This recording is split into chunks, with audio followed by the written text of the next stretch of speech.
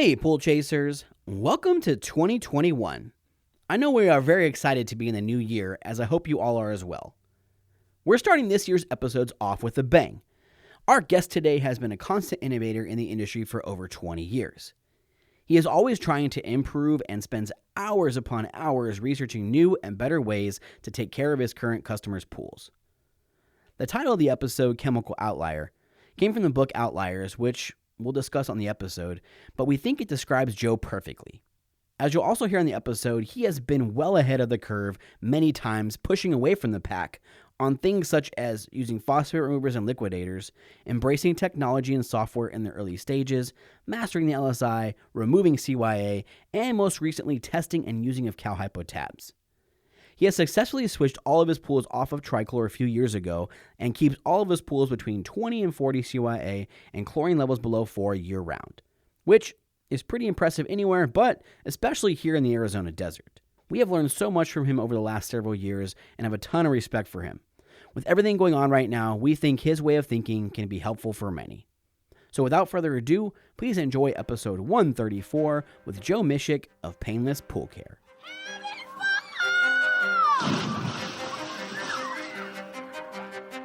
Welcome to your go-to podcast for the pool and spa industry. My name is Tyler Rasmussen. And my name is Greg Villafania. And this is the Pool Chasers Podcast. All right, well, thanks for coming down to the studio and joining us today, Joe. Really appreciate you making the trip up here. Absolutely. Thanks for having me, you guys. For sure. Well, we've gotten to know you pretty well over the last couple of years and really come to appreciate, how you run your business. We're going to jump into a lot of water chemistry stuff, but we want to kind of get to know you a little bit more. So tell us about, you grew up here in the Valley, right? Correct. Yep. Born and raised. Phoenician. Phoenician. I always love that term. It sounds like you're from like Europe or the Greece or Egypt. something. Yeah. What are you referring to? Phoenician. Phoenician. Phoenician? You never That's heard what that? you're called. That's what you're called if you're born and raised here. Oh, sweet. I didn't know Phoenicians. that. Really? You never heard Yeah. that? Yeah, it Makes so you much sound- sense now. Well, yeah, my parents moved out here in 1976, and from Detroit, Michigan. Actually, that was where my dad was raised. And my mom, she was born and raised in Southern Illinois. They actually met in California and then went back to Michigan, got married, and then moved out here. And then I was born in 1980. And then I have a younger brother who was born 5 years later, just the two of us in our family. Grew up out here. I mean, it's kind of weird because I got to go skiing a lot as a kid, but I never grew up with like seasons. We don't have seasons. So where'd you go? Up to Flag? go go back east? Flag, a lot in Colorado, Salt Lake City. My dad was a big skier, so we'd go up, and that's what like my dose of the snow. And anytime the seasons and stuff like that, going up to Flagstaff, Sedona, places like that. So, but yeah. How are you a big snow person and you moved to Arizona? A big ski person. I don't know. That's an interesting. That's I think a poor choice. Maybe if you he wanna was go closer skiing. to the Rockies out here than being in Michigan. I don't know. guess so. Yeah, it's not a very long trip up there, I guess. I remember as a kid, he'd be gone weekends, and I'm like, "Mommy, where's Daddy?" And he's out with buddies in like Colorado, and so yeah. That's sweet. Yeah. And what do you do for a living? So both of my parents are corporate people, which is kind of ironic because I didn't. One of the things with a lot of people in this industry, the swimming pool industry, is it's a lot of family. You talk to people all the time that they grew up in the industry. I did not. Both my parents, my dad was an engineer at Boeing Aircraft out in Mesa for most of his career, for 27 years actually. He worked on the Apache attack helicopter. Pretty cool job. Mm-hmm. I didn't see a lot of that until I was a little bit older. Like got to go out there like Father Sunday. That was really cool. Opened my eyes to what he actually did. And then my mom is a senior financial analyst for Banner Healthcare, which is like Good Sam. Mm-hmm. Banner, I think it's called University Medical Center downtown. But she actually manages probably, close to 20 or more hospitals, not just in this state, like other states as well. So definitely kind of grew up in childcare a little bit, both my parents being corporate. So you only know what you know, which I think is part of my independence a little bit, entrepreneurial a little bit, fighting for things, being not just in a house with your mom all day kind of thing. Well, education was probably really important to both of your parents, right? Yeah, it was. My dad's actually pretty ironic. He'd probably be upset if I said this. I mean, he's retired now, so he can't get too upset. But he never had a college education, and he came right out of high school and just wanted to be an engineer. My grandfather, actually, his dad, super, super smart guy. I think he did go to college, but he was a tool and die maker in Detroit. So, and a chemist. He worked for DuPont back when Oh, wow. nylon was being it had already been invented, but it was like being pushed really heavily.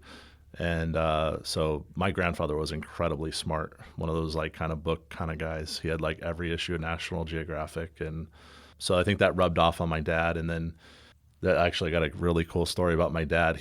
When they first moved out here, he was an engineer, more so, I guess you'd call it like he would design and build stuff like, the big paper sheets, like, engineering. Yeah. And so he worked for a company that made plastic cups of all things. And Nice. This was before. So after that, he went to work at like Motorola and then went on to work at McDonnell Douglas, which then got bought out by Boeing. But this was one of his first earlier jobs. And he was just super smart, super intelligent with what he was doing. And his boss at this cup company, I don't even know what the name of it was, but he tells this story. Solo? I'm gonna say. Well, they got bought out by Solo. The red Solo cup. Yeah, it's funny that you jumped to that because that's like the end tagline of the Whoops. story. Sorry. But Ruined they it. get bought out by Solo. But a lot of my dad rubbed off on me as far as like where I took my pool career.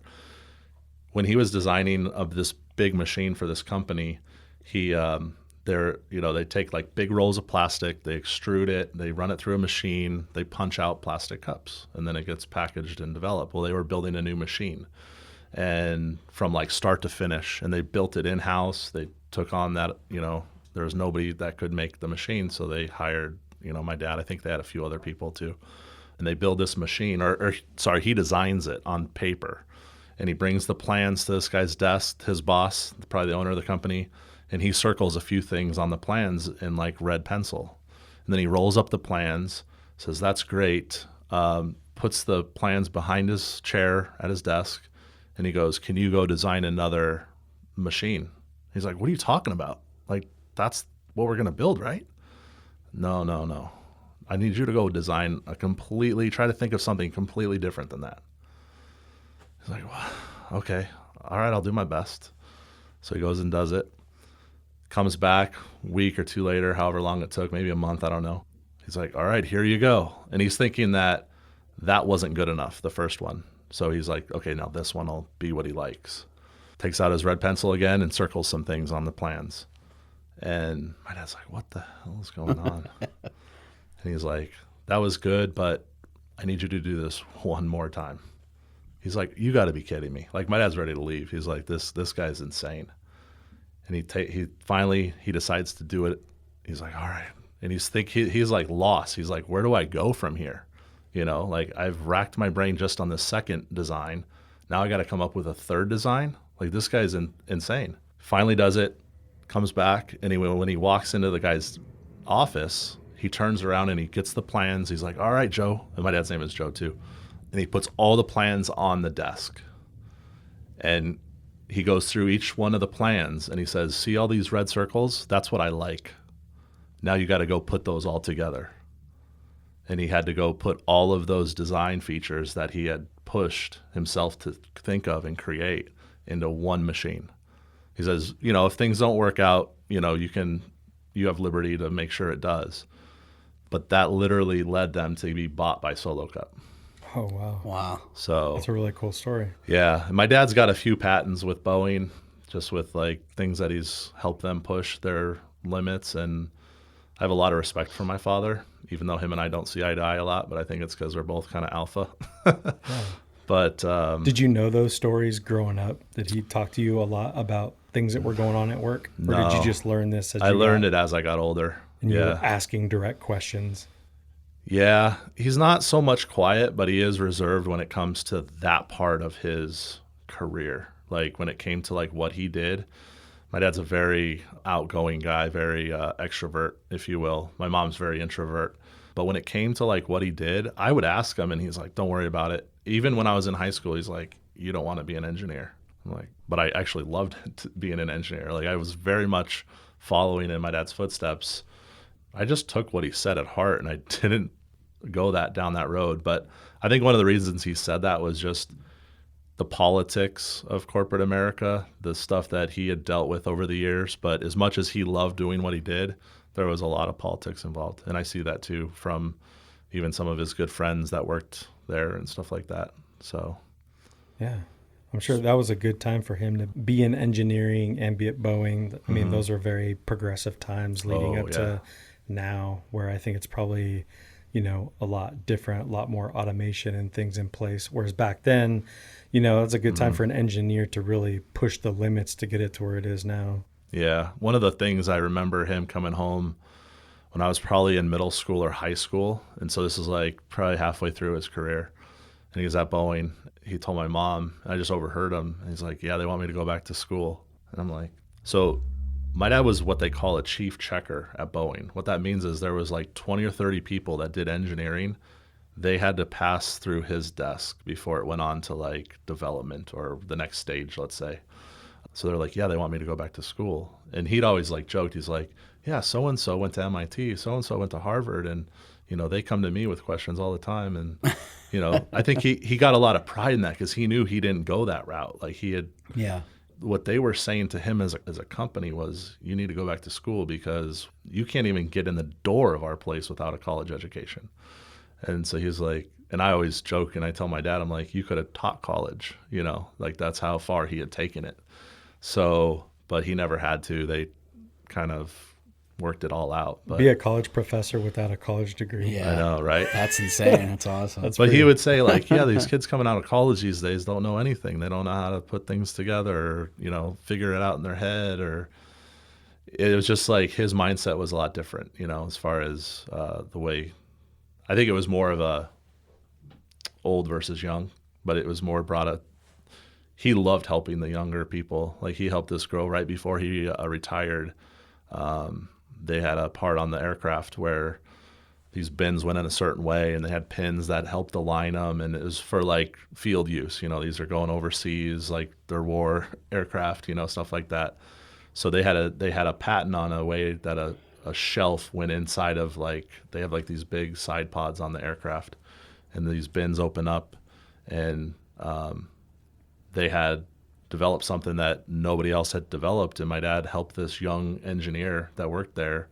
She's like, well, we can go in together on the patent. My dad's like, that's fine, but I want to help you get your first patent because he had already done that for himself and a few other people. So that was something like, I think he liked that before he retired, giving that to somebody else, like helping them go through all the steps to make that happen. Right. But that stuff happens there all the time. You hear of companies developing things and they want the intellectual property, very much so. They don't just want to develop stuff and have it not be part of who they are. So, yeah, I learned a lot. I mean, I think that pushed me in a different way as a child, having parents that were driven in their own fields.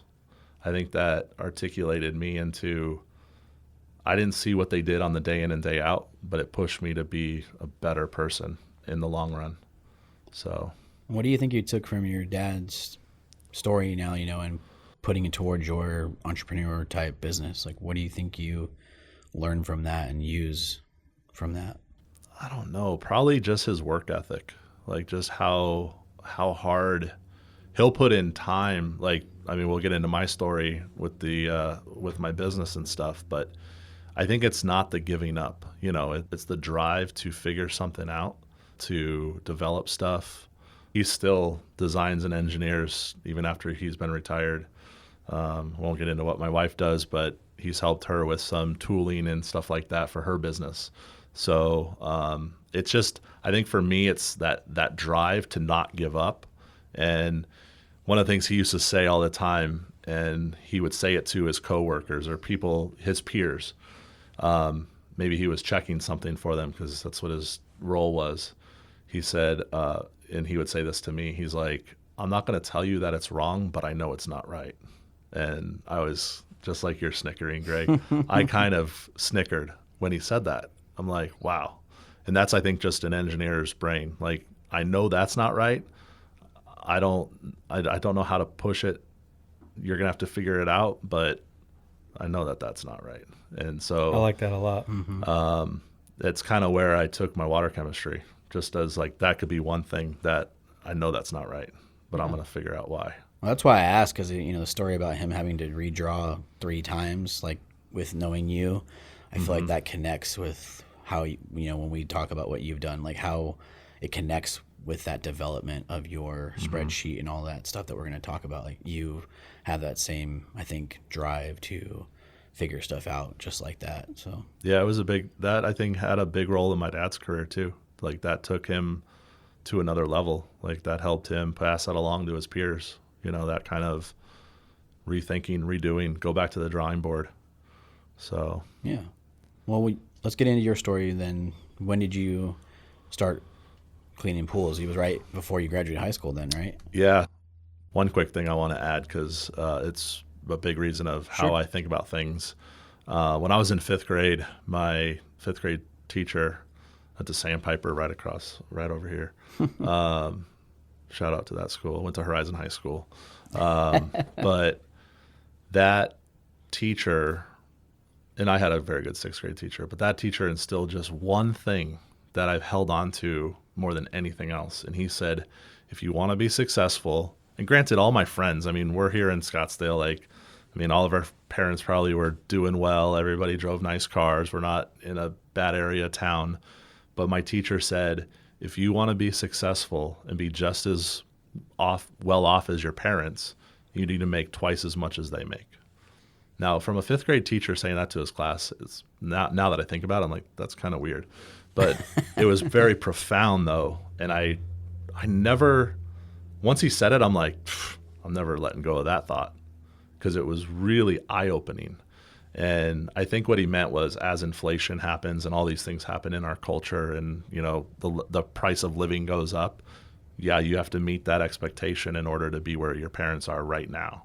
And that kind of always stuck with me. It's kind of a weird little tick that I've had in the back of my head. I think it pushed me to drive a little bit harder. So yeah, and it also sounds like you're going to have to work twice as hard. Right. It does come across that way. And as a kid, you understand the finance side of it probably more, where it's like if you want to be more successful. Well, and as a kid, you don't know the financial side of things either. You're like, wait, well, what does that mean? How much does both of my parents make? What level is that? You start asking these questions. I probably did go home and ask my parents, like, how much do you make? And they're like, shut up, you don't need to know. Call your teacher. Yeah. Right. But I think that had a huge role on me. So getting back to your question, Tyler. So my parents they kind of said to me, hey, you don't have to get a job. I had friends, junior, senior in high school, that were already working. And I definitely wanted to go out and work and make money and figure out what I was going to do. I knew after high school, one of my goals was to be a chiropractor. That's actually one thing I wanted to do. I thought it'd be cool to have a title of a doctor, and I really had a lot of respect for that field, understood a lot of it. We had a family friend who was a chiropractor. Our neighbor 2 doors down was a chiropractor. It just kind of felt right. It felt like that was kind of a way to go. But that all changed when a good friend of the family lived right around the corner from my folks' house, Bill Phipps. He needed a service tech. He was looking for somebody, and I was perfectly fit the bill, I guess.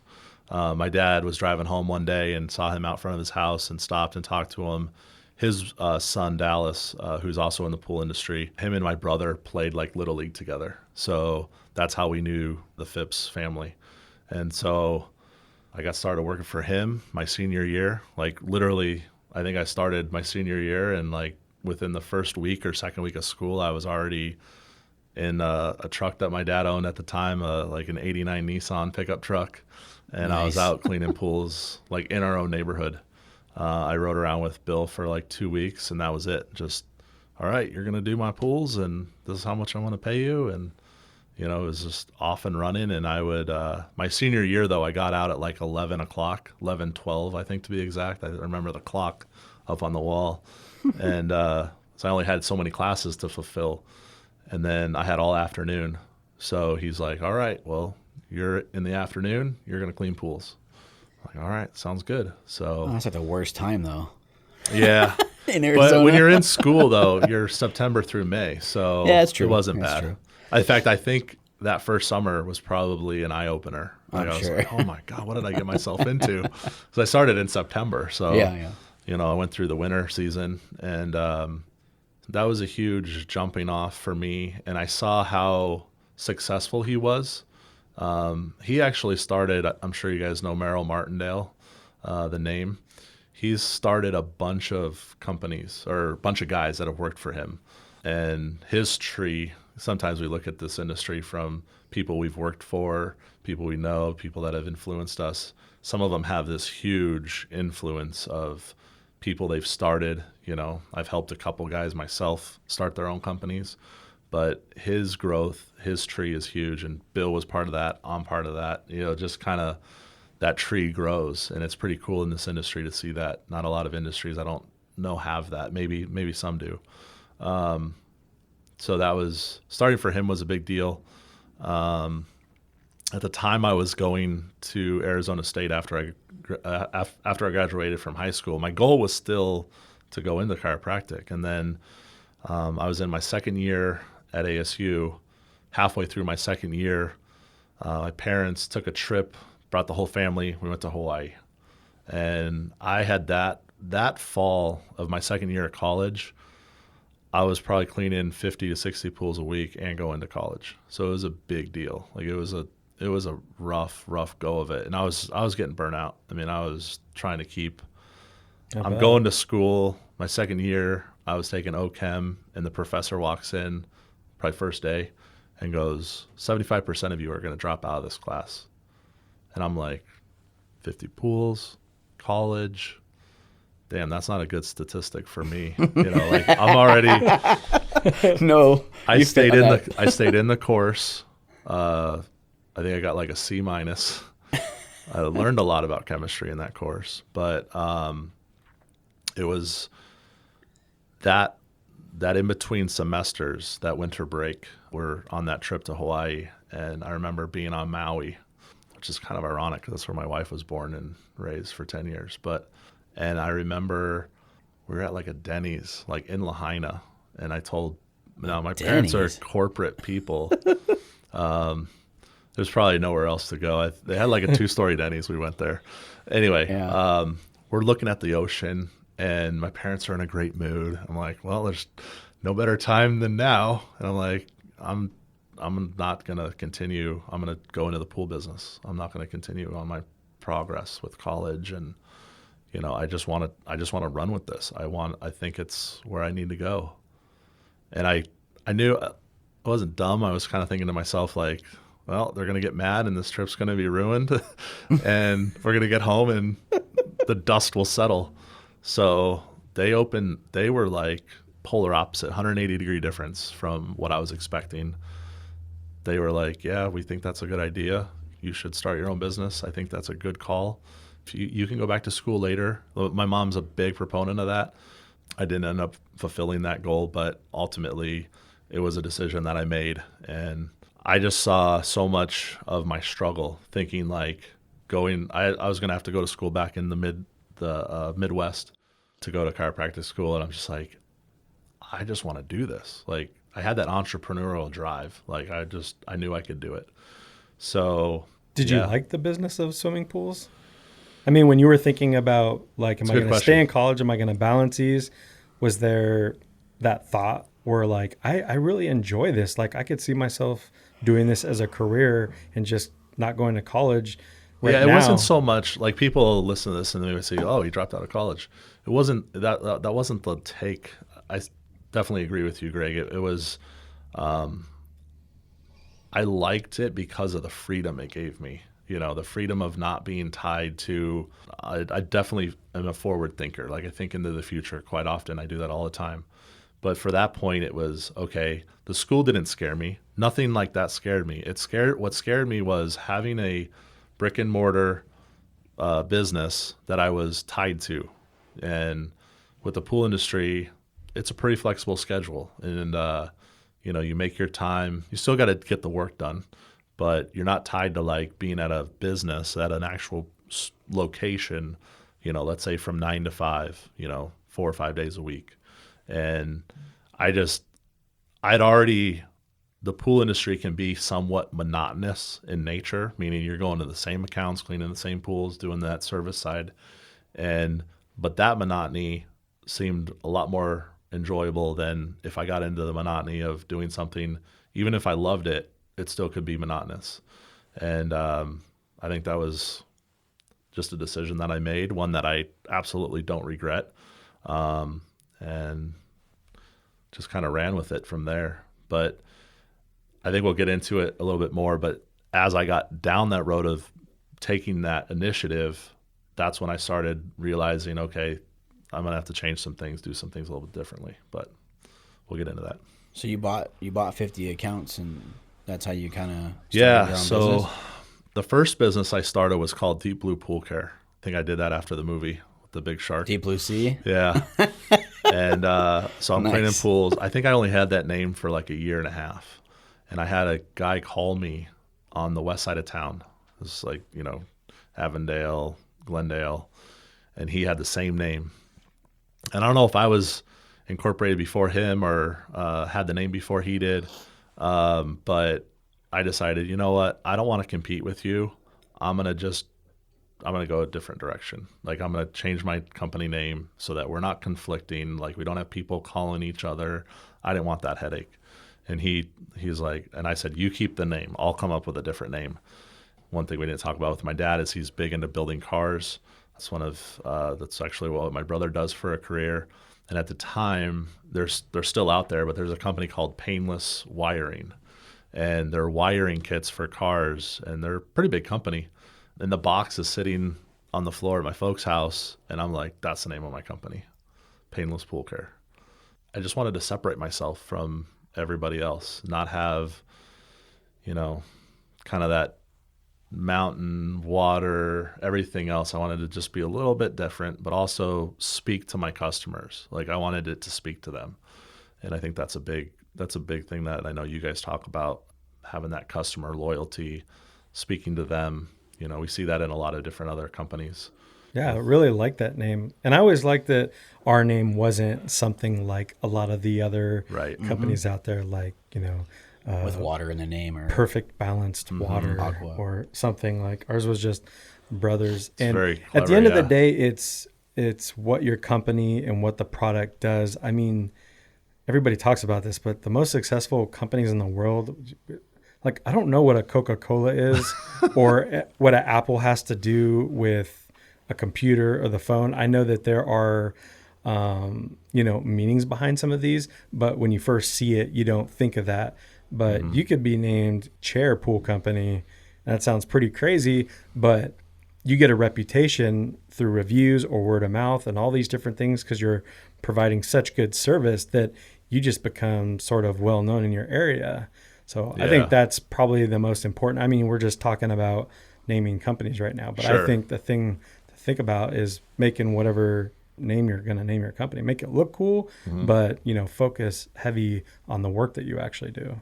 Yeah, I know. I totally agree. And once I came up with that name, it was just like, all right, it's stuck. And I wanted it to be something where I knew somebody wasn't hopefully not going to think about it and think, be challenged again. I didn't want that to happen. So, but yeah, Tyler, I bought 50 accounts. I think I had probably 25 or 30 of my own. And then I ended up buying those accounts from Bill at Sundown Pool Care. And that kind of launched me. That started everything, helped me grow. I was actually too young. The bank, this is actually a pretty funny story. The bank wouldn't lend me the money that I needed to fully pay him. So I ended up paying him back in installments. And that's when I lived at home until I was 24. And then the summer that I turned 25 is when I bought my first house. And I wanted to do that. I didn't want to like rent or do anything like that. I had that ambition to buy my own place. I didn't want to have to waste time and get stuck into that kind of lifestyle. Luckily, the bank took the installments that I was paying, or I should say the mortgage company. They took those installments that I was paying on my accounts And they're like, oh yeah, okay, you're done paying that? Okay, cool. You have enough money to make a house payment or, pay your mortgage. So luckily I lucked out in that. But then 2 years later, the economy fell, and, that's another story. But that was one of the funny things as far as getting that over that hump and, starting a business, running it, being successful. It was a huge driver for me. So you accomplished that, and what's the next step in your journey? As I was going through the pool service, as far as water chemistry, so I was, not to throw anybody under the bus, but I was taught to just watch chlorine, pH, alkalinity, keep an eye on cyanuric acid, stuff like that. Ran with InstaCheck test strips, the silver bottle and AquaCheck Pros. That's what it was for years. That's how I did things. And I think early on, we all knew, and I say we, so not to jump all over the place, but Bill got me involved with a IPSSA like right away. I got involved with them right away. So I immediately had a bunch of guys that I could talk to, peers, that sort of thing. But it seemed like everybody was doing things the same way, so I felt very comfortable. I was doing things how I was taught, what I knew how to do. For me, with the way water chemistry was developing, I just only knew it one way. And I have a guy that I've recently, within the last 6 months, I've taught, and he goes, Joe, you've gone so far in one direction that most guys, 30-year veterans, only learn their first year and they take it with them their whole career. He's like, you're not like that. And the first eye-opening thing that I had was, I think that I can think back to, was I went to the pie show in Monterey, California. I was 24 at the time. I was making good money. I actually paid for my parents to come. I don't know, just I felt like I was like, you need to see what this is all about. They didn't know, the industry that well. So they actually came with me. It was pretty cool to have them kind of see what I did. And that trip, I took one thing away, and I had listened to, there was a bunch of classes, just like a lot of pool shows, like the Western. The pie show is still around, I believe. 314. Yeah. So one class that I took was a natural chemistry class, and they taught about phosphates in water. I never heard about this. This is all new. So was Marcano teaching it then? I don't know who taught the class, actually. Probably. I think I might have Sorry, been. did you say this was in the pool industry or was not? No, it was. It was. This Oh, is it was. This Oh, is the okay. Pool Industry Expo up It's in the Monterey. show. Yeah. Oh, okay. And so I went up there, and that's the one class that stuck out of everything. I mean, I went to heater classes. I went to different classes. Automation was on the rise. I think Jandy, Aqualink, stuff like that were big then, but there wasn't a lot of other competitors at the time. So, but that phosphate class was huge because they talked about phosphates, the food source for algae, and you need to treat that in your water, and that's how you can get rid of algae. All I knew how to get rid of algae was what I was taught. We had to shock the pool, kill it, and then if it came back, usually it came back with a vengeance. And I soon learned that was because of the phosphate that was in the water left over from killing the algae. So, but I was taught that after a few times of shocking and killing algae, usually with Cal Hypo or liquid chlorine, that if you had to do that more than 2 or 3 times, you just needed to drain your pool and refill it. The water's bad. That's what all the old veteran guys told me. I'm like, okay. So I learned about this up in Monterey, and I'm like, this is groundbreaking. This is huge. And this is pre-Arenda, pre-PR 10,000, all that stuff. It was natural chemistry, I believe. They had a bottle with a couple little tabs that you threw into the skimmer.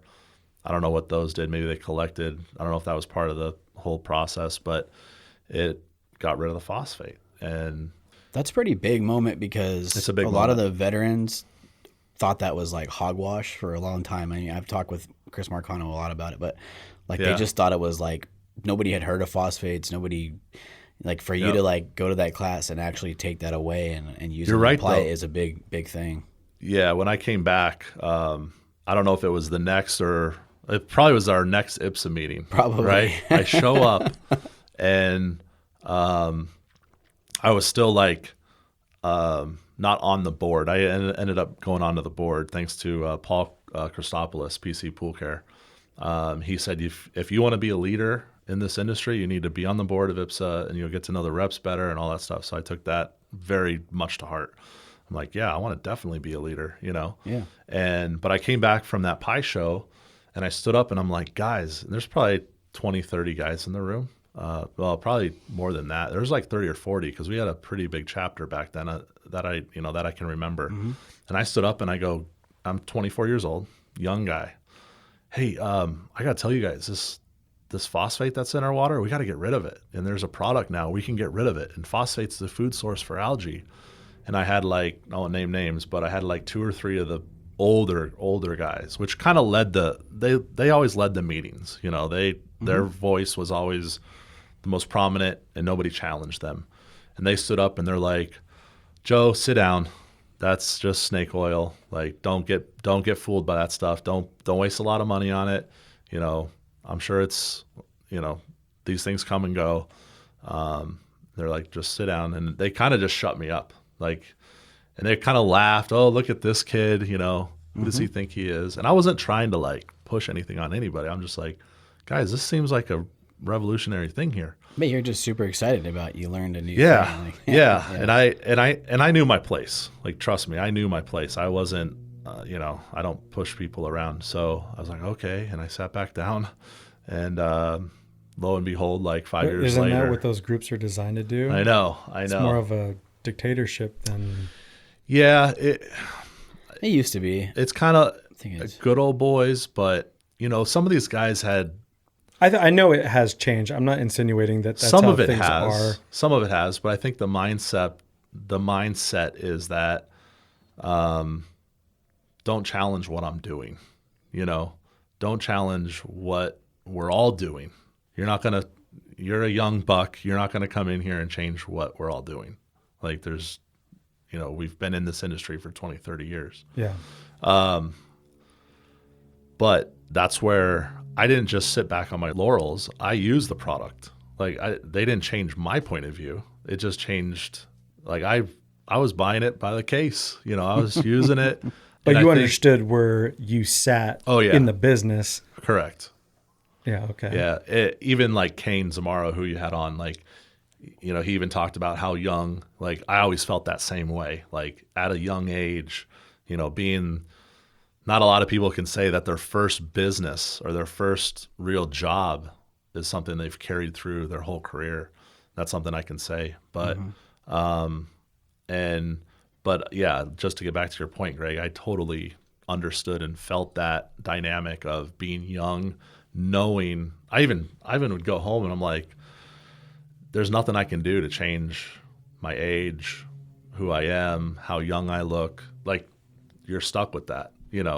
Again, I didn't feel like I knew everything, but I also was like, this is just going to take time, So that's what's so cool about running your own business, though, is you found something that you thought would work for you and you still ran with it. You can do that, if you work for somebody else or did something, you don't really have that opportunity, but you had that drive, you figured something out and you wanted to try it and apply it. And you probably had really good results, even if they didn't want to listen, Yeah. So. Even I remember back in now I'm part of United Pool Association, but back with IPSSA we would have board meetings. So we had our chapter meeting once a month, and then on the opposite, every other week we'd have a board meeting. So we'd have a board meeting, and then 2 weeks we'd have our chapter meeting. So we had for the board, I ended up going onto the board, being member at large, secretary, treasurer, vice president, kind of worked my way up. They were always 1 year or 2 year terms. We're at a board meeting, and we usually just met at a restaurant or something like that. It was usually just 4 or 5 guys. And Bill Phipps, this was 3 or 4 years later. He's like, man, that phosphate stuff is amazing. And I'm like, I turned my head, almost did a 180, what? You're using it? And he's like, oh yeah, that stuff is awesome. And the thing that it also did for our industry, which is a big deal, was we didn't have to shock pools anymore. So as you're eliminating some of these things out of your water, you're getting rid of also chloramines that are in the water that are building up. So, you're making your water better. And I think that was something that I took from that really from the very beginning. I'm like, wait a minute. I put a lot of stuff in my water, acid, chlorine, all the chemicals that are needed to keep this pool balanced. But this is the very first product that, from a very large standpoint, I'm removing something from my water source. And I think that played a huge role on the balance and the healthiness of the water, something that, changed the paradigm a little bit for me. So that focus definitely launched me to think about other stuff. And that other stuff was cyanuric acid. When the summers out here in Phoenix, as you guys know, they're so hot that one of the only few ways of treating water is with trichlor. And trichlor just builds up that cyanuric acid through the tabs to where we always joked that once we got to like October, November, maybe September, October, depending on how cool it got. Once it fell below, we never have like 90-degree weather. It always goes from like 100 to like 80. Mm-hmm. But once you hit that point, you rode this like chlorine residual wave, it seemed like, for at least a couple weeks, maybe a month, if you had that luck. But then we'd switch over to the liquid diet. And none of us would use tabs in the wintertime. We'd all go to like liquid chlorine. And the whole goal for that was to not increase that cyanuric acid. We all knew that if we increased it, it was bad. It just had bad effects on the water. And I think at the early stages, we didn't all know why. Like even I was trying to figure this all out. Like, why is this bad for our water? So probably the next step was, I think around 2006, 2005, I jumped to like liquidators that HPSSA made. Those big square, I think they still sell them. I don't know how prominent they are. But I thought, okay, well, I'm going to carry that liquid chlorine through the summer. I'm going to give this a shot. And I think I put like 20 or 30 of them on my route just to see if it would work. I think I ran for it for about a couple years, but there was a couple instances that I like gassed myself out because they would get calcium in them and trying to clean them. And there were these two little purple floats that let them operate. And after getting gassed out and almost feeling like I was going to die, I think I coughed for like an hour after that happened the first time. Like just couldn't stop coughing. It was the scariest thing I'd gone through. And I'm like, I'm not doing this. This is a little too dangerous. And it was keeping up with those was very, very difficult. I don't think they kept up with even the way that the heat, the implementation of them, they just couldn't keep up. Yeah, so. You're not stabilized and you're in summer in Arizona at 120 degrees. Yeah, I was dumping like 4 in one of those drums every week. So at this point in time, are you using any type of software? Are you writing things down, putting it into a spreadsheet, filing it? What are you doing to document what you got going on? Great question. Yeah, that was part of the other thing. So when I first started, I was doing everything on paper, like cardstock in a binder, usually a full year route sheet on one paper. And that's how I was taught. And I, after a while, was like, this isn't good. I can't keep any data collected. I distinctly remember at the time it was Scott Bushy was with Jandy. And he was at one of our meetings and he said, hey, there's this new software program called ProEdge. And it seemed like I was the only one in the room that was like, as soon as the meeting was over, I'm like, I want to sign up for it. I want it. Let's do it. And he got me the information. I immediately ran with it. And I think I ran with it for probably 4 or 5 years. Used it. It was great. It was everything at the time that I needed. It was just that next step, collecting data, having that data all be cataloged. And, I don't even know if the cloud was around, but however that data was saved, you had it all at your fingertips. And I remember working with the guys, I think they were in San Jose, Jim Quintanga or something with Jandy at the time. He was running all that and just talking to him saying, hey, can we do this with the software? Can we make this happen? And within a week, I would open it up and it would be there. It would just be, they have built it into the software. That's cool. And they're like, Joe, you're one of the few guys that gives us feedback and data. Most people just run with this and they don't bother us. And you just keep bothering us. And it's, yeah, but if I don't have it, then it's lost. If I don't have time in and time out and all these different things, I can't remember the gist of what I was telling them to do, but it was very much they were great to work with, as far as a new platform. I think it kind of preceded most everybody. There might've been a couple, But it was right, I want to say that Pro Edge was after the first iPhone came out. So I feel like this part of my story is a big deal. So up until, let's see, the first iPhone 1 was released June 2007. So for 98, when I started in the industry, all the way till 2007, every phone was basically an analog or digital phone. I mean, you had a calculator on it. You had maybe like a Tetris game of some kind of block game. Snake, things like that. Yeah. That was it. Like the phones were not smartphones like they are today. Like all of our kids, It might not have been an app store, or if there was, there wasn't. Yeah. many apps. Yeah. Yeah, I don't even think there was an app store until the iPhone.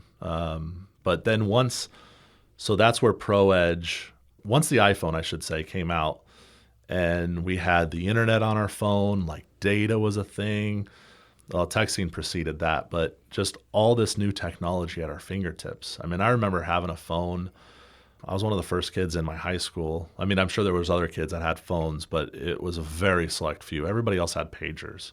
So I remember my folks, this is going back to the beginning, but I remember like they said, well, you can't call anybody or you can't text anybody. It's strictly for work. I was like, okay, fine. I'm like, I'm paying for my phone. Like, don't put restrictions on me like this. And now it's like our kids are on YouTube and all these things. It's just a totally different animal. But from the standpoint of so at this time when the iPhone came out, I was 27, probably, or just about to turn 27.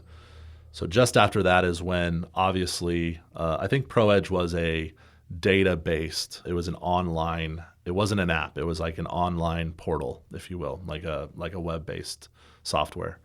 So I definitely I think I had a Motorola phone that I was using. I forget what they were called back then.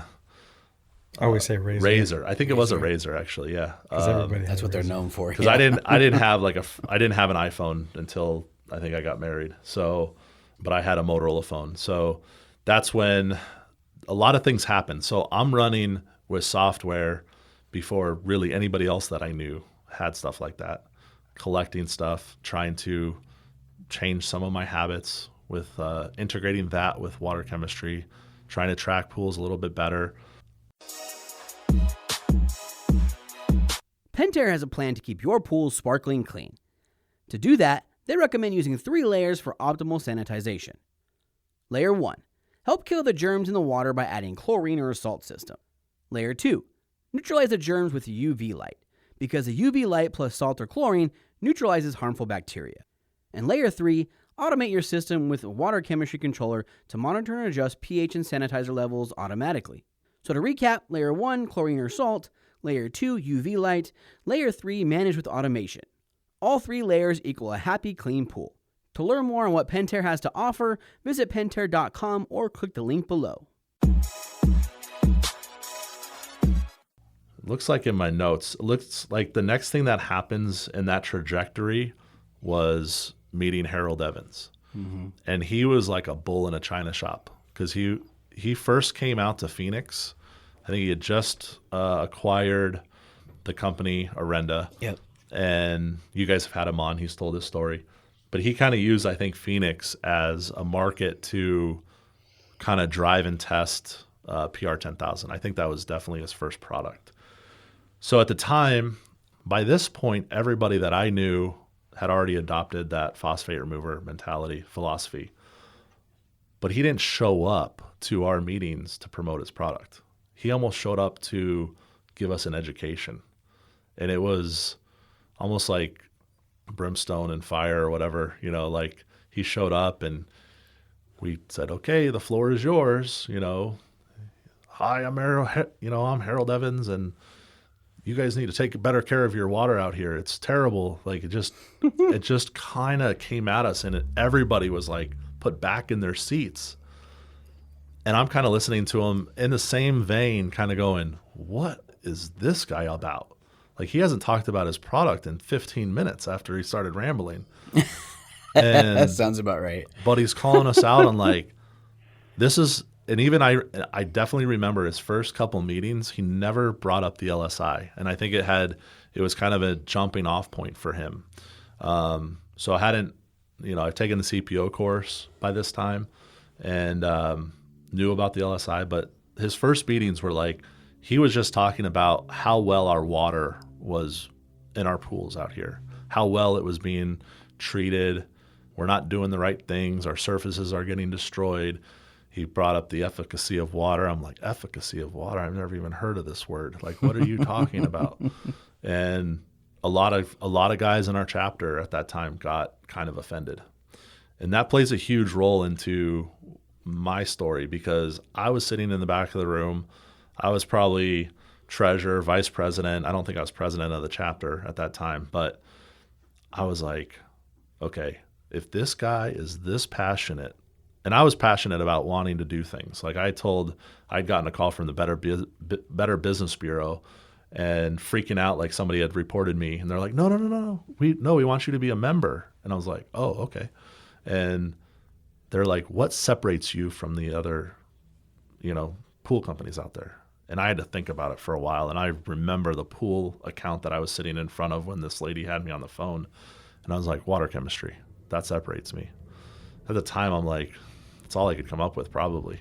But getting back to my story with Harold, if this guy is that passionate about our water chemistry, I want to know more. Like, so I tell that story, sorry, I kind of sidetracked there with the Better Business Bureau, but it really, at that point with me listening to him, I'm like, wait a minute, this guy, you don't come into a room and like just fire guys up and get them all lit up and kind of angry at you because they feel like they're being threatened. But I feel like he does that out of being so genuine. And yes. I don't know if for sure. I don't know if he did that or I don't know if he told everyone at this time that he had a service company and did repairs as well. But to me, that would be a huge separation. Whereas that dude was actually in the field doing the grunt work. Yes. And really kind of got into Arenda and is so passionate because has such a deep understanding of the whole thing, which to me, that's, because he is very passionate. When we listen to it, I just want to grab a bucket of popcorn and just listen and learn. He's toned down a lot too. Like his team has helped with that a lot. Yes. Oh my gosh. Absolutely. But he has. But it's good. All these people, I just want to say, all these people and being who they are has helped get things to where they are today. Oh, yes. Including you, Joe. So absolutely. We are definitely, being kind of younger in this business, are super thankful that we get to have all these people on the show because you guys actually get to tell your stories of all the things you did leading up to where they are now. Yeah. And it's like nobody knew that there is ever going to be a podcast or maybe social media back then, but all this stuff is like finally kind of like catching up in a positive way. Yeah. No, I definitely appreciate that. And yeah, you're right. You don't foresee this being something that you're going to talk about later. So going back to that, some of the things he talked about, which I can't even remember. I went home and I researched and kind of like dug a little bit deeper. Like, okay, like I said, his passion rubbed off on me. Guys are getting offended and I'm going, and that stuff's just flying by me. Like I'm like dodging his frankness, if you will. You call it rudeness, but let's say frankness. And I'm just like, there's something there. Like this guy, he seems genuine. He almost had like a Christian undertone thrown in there, like kind of like that Salt Bay guy that just throws it. It's just like some of that wisdom. Yeah, it was like, okay, nothing was directed at anybody. He didn't call anybody out. Like, so don't get offended. You can leave this meeting. You're not going to talk to this guy again. Don't get offended. That's how I took it. Well, sometimes when it sounds like you want me to do more work, I think we yes. we do take that to offense. Like, oh, hell no. I ain't doing all that shit. Right. It sounds like you want me to spend another 20 minutes in the backyard. Yeah. I'm not doing that. You're right. See what you're trying to do here. I get done by 11, man. Make sure my boss doesn't come to this meeting. Yeah. So we're going to jump right quickly into like, he then took, I think it was like a couple years later, he then shows back up to our meeting and I'm trying to keep these horses at bay from attacking him. Right. And he tells us about the LSI. That was a huge point for me because I remember sitting in a CPO course with a bunch of my, we'll say, colleagues, mentors, other pool company owners, guys in our chapter. I think there was probably like 4 or 5 of us that went and took it together on a weekend. I think it was down at like Superior down in Mesa. And so we're going to do this, and I've taken, I think, 2 or 3 CPO courses. Okay. But I remember sitting in that one specifically because it was right around this time, and they've kind of changed their message, I think, since then. But they covered the LSI in their manual, which is probably like half an inch thick. It's probably a few hundred pages. That portion of their manual of the LSI being in there is only like 2 or 3 pages. Yeah. Mm-hmm. And I remember that was something, I'm like, you have this algorithmic equation that factors in a huge chunk of our water chemistry. And I remember the guy giving the class teaching us says, well, this is great for like problem pools. So we really don't use it. It's not that necessary. But if you have a pool where, your saturation index, your calcium's off, something like that, then this is a great tool to use. Right. And I was like, all right, well, it seemed, even at the time, it was kind of like a fleeting thought that stuck with me. I'm like, this seems a little bit wrong. Why is this why would there be this huge algorithmic equation that we don't really care about? Mm-hmm. Because we're not taking into account all these other factors in equations. We're just pH is a range, alkalinity is a range. All these things are playing into that. So getting back to when Harold Evans comes back to this is probably his 2nd or 3rd year showing up at one of our IPSSA meetings. He just, again, you guys need to use the LSI. And he didn't even have the calculator built yet. He was just telling us the LSI is important. I remember leaving that meeting again, going home. Immediately within days, I had downloaded an app that wasn't even his, and I was using the LSI probably alongside ProEdge software, just trying to get everything to link up and sync up. So then I think I want to say it was probably within 6 months or a year from him showing up and saying that in our meeting that Orenda came out with their app. Okay. And that at the time, even to this day, I use it all the time, but I don't use it as frequently as I do just my own kind of proprietary software. Sure. So at that time, with the LSI being a big tool of what I was doing, and for those of you out there that don't maybe quite understand it fully or use it as readily as maybe you should, the Langmuir saturation index is how well the calcium stays in our water without either A, being put on our tile, or B, we're extracting it from our surface, either the plaster, the grout, the pebble tech. It's the balance of the water. So it's how acidic or how basic the water is in conjunction with regards to the saturation of calcium. So calcium's the big factor. It moves the needle. I'm sorry, I shouldn't say that. Calcium isn't a factor. It is a factor in the LSI, but that's kind of the way that the index works. So the acidity and basicity changed by using the LSI. It changed the fundamental outlook on the ranges that I was taught. So I immediately, from the onset, by this time I'm very close friends with Harold. He's a huge mentor of mine. That's why I think he was a catalyst for me that pushed me into this direction. I would have never, I don't know how long it would have been if I didn't have him as a catalyst. So by that point, I would call him and say, hey, is this okay? Like, am I doing this right? I don't want to, should I be higher pH or, lower alkalinity? Like, are these numbers okay? Because I was used to all these things being in a box. And now he's like, the LSI is the most important thing. And so once I realized that, it changed everything. It took the veil off of chemicals, and I'm going to say this in an interesting way, but it literally removed my thinking of what I was doing. So Trichlor now has a pH structure to it. all these different chemicals that I'm using, they play a role into which way the needle is going to move on the LSI. Am I going to have acidic water? Am I going to have basic water? This happened just a few years ago. I remember calling Harold up on the phone, and I said, "Hey, I got a pool it's not moving off of being acidic. Like, what do I need to do? Like, I don't know how it even got there." And I have all the data in front of me, and I'm like, I haven't added acid in like a month to this pool. So it can't be from that. It's not going up. So he goes, "Well, what else did you add?" I'm like, "I didn't add anything."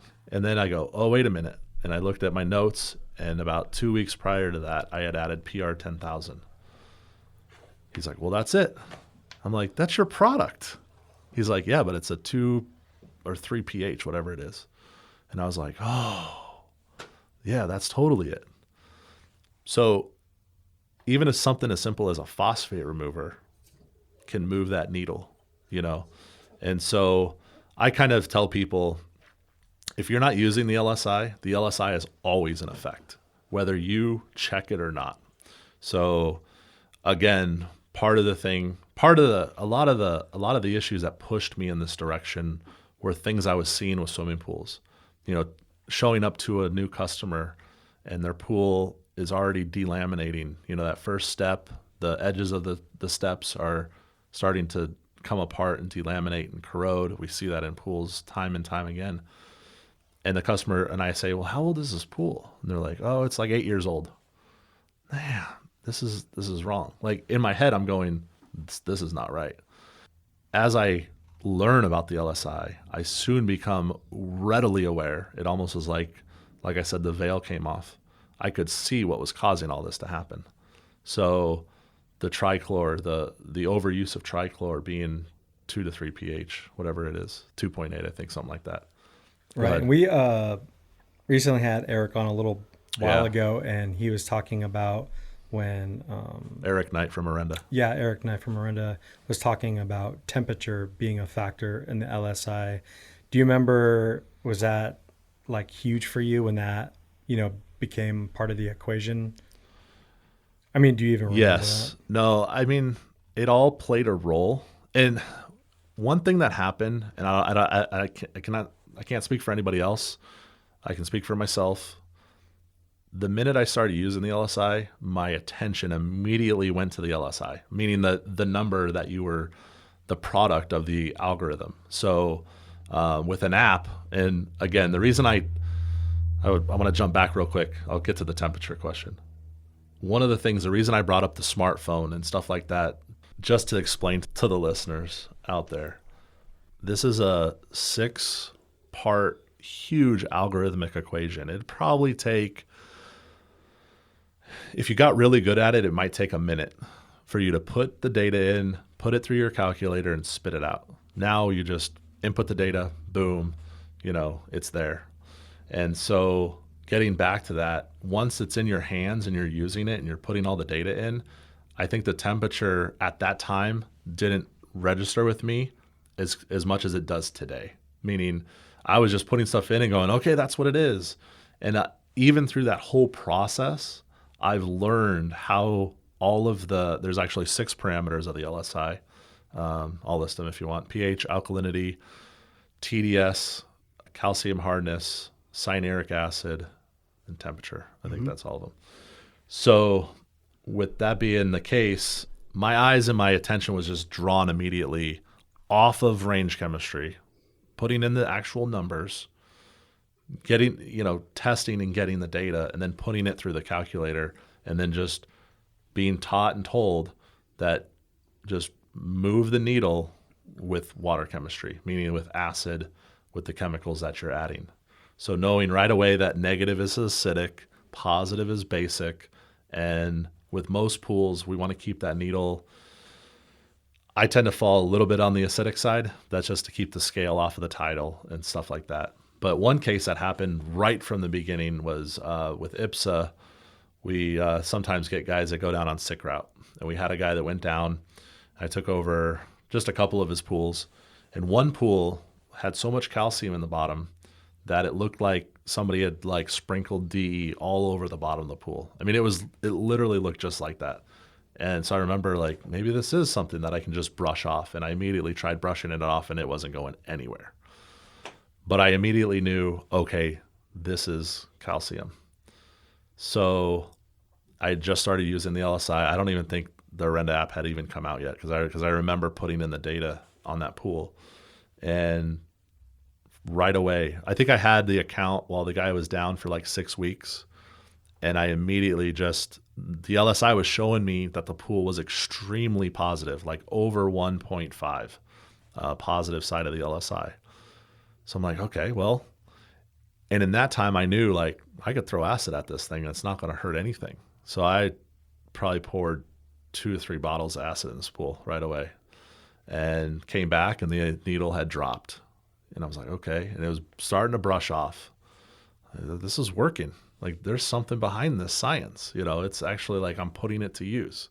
Because a lot of pools, if your pools are pretty well maintained, which mine were at the time, you don't get these like problems. Like I had one to try this out on. Right. Within 6 weeks, I would say 95% of it was gone. The customer came out, they're like, what did you do to our pool?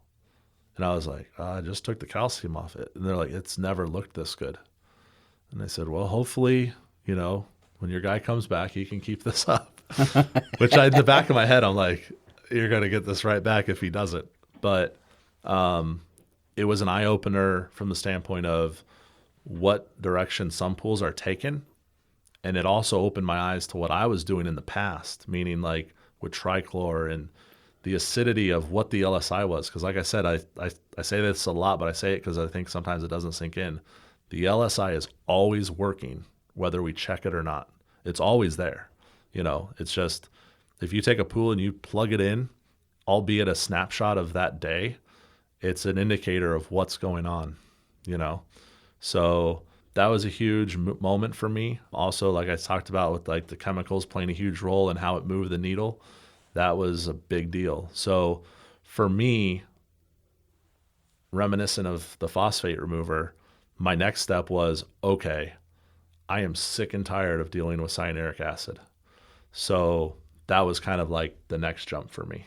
And you were tired of it because you were using the LSI calculator and it became this common denominator. It was a common denominator, yeah. Where I think, we respect you so much because we've known you for almost a couple of years now. And since we've known you, you've been a huge advocate for moving off of trichlor tabs and things like that. And you just, every time we ran into you, and most of the time it was in the field, I mean, you were just really excited about, using the different type of tabs or a new system, or, you had made some adjustments to your spreadsheets, and you're just, you're using that LSI calculator, and you've got all these, different pieces of equipment that are measuring different things in the water. And just like, damn, dude, this dude's like just, scientist laboratory on wheels, but always respected that passion for it. And once all these things happen because of COVID and, all the issues that some of the manufacturing is having, that we're like, man, Joe is in a good spot. All those years and all that hard work in having such a deep understanding of water chemistry that puts you in a really good place, because you can combat that so much easier than most people. I mean, if we were still doing our business, definitely us as well, but we would definitely be wanting to pick your brain on getting started on that. Because I will say that if we did have our service company, we would be trying to have a whole nother understanding of water in a swimming pool, right? Because it is very complex and complicated, and it can be more complicated with a really big team that you're trying to get everybody on the same page. But we want to say that we do respect you so much for taking the time to do that. Primate Pool Tools are the creators of the first carbon fiber poles in the industry. They use aerospace-grade carbon fiber that makes them 5 times stronger than aluminum, which allows you to cut through water with ease. They have options for residential and commercial service and offer 3 models of poles, as well as an extension system that can extend your reach up to 40 feet. Not only that, but they are made here in the USA, come with a 1-year commercial warranty, and you get access to their top-notch customer service. Primate is excited to announce that they will be releasing custom Primate poles. Stand out from the crowd by grabbing a limited edition pole with original art designed by the Primate team. They're coming soon to Primate web store at primatepooltools.net. And when you place your order, don't forget to use PoolChasers10 at checkout for $10 off.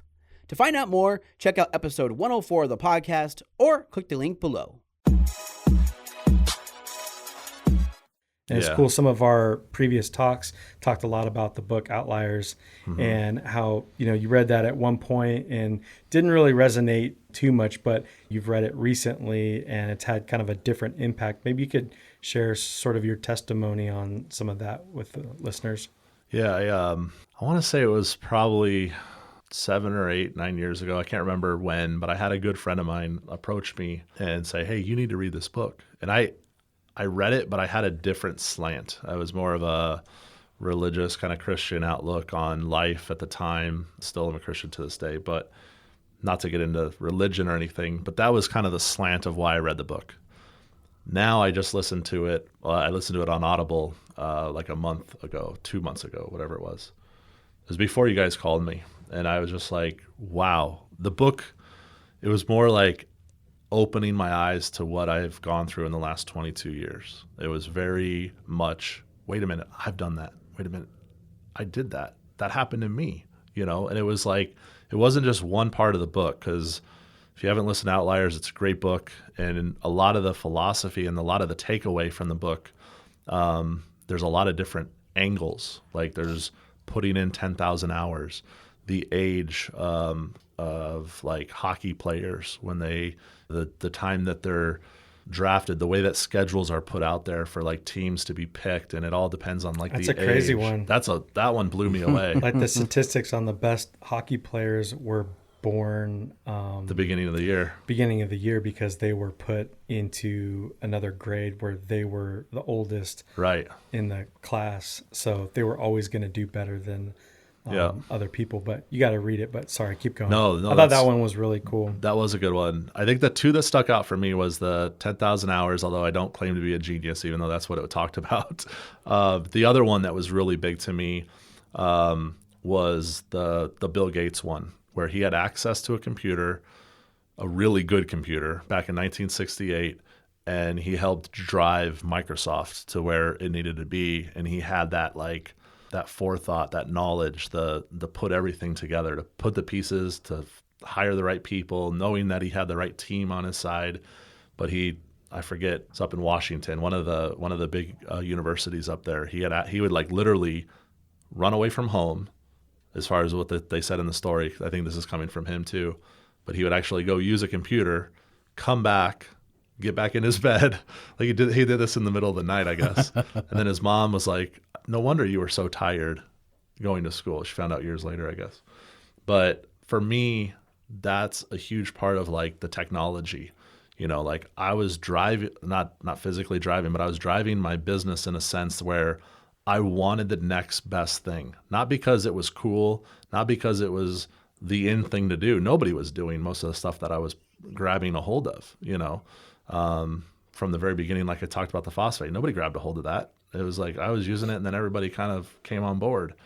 I think that's what I hope for this industry. And that's where like the book, it more spoke to me in a way that like, wow, I've done some of these things. And I think that's a daunting thing if you do read the book. It's like, how am I going to do this? I got to put in a lot of time. I got to put in a lot of effort.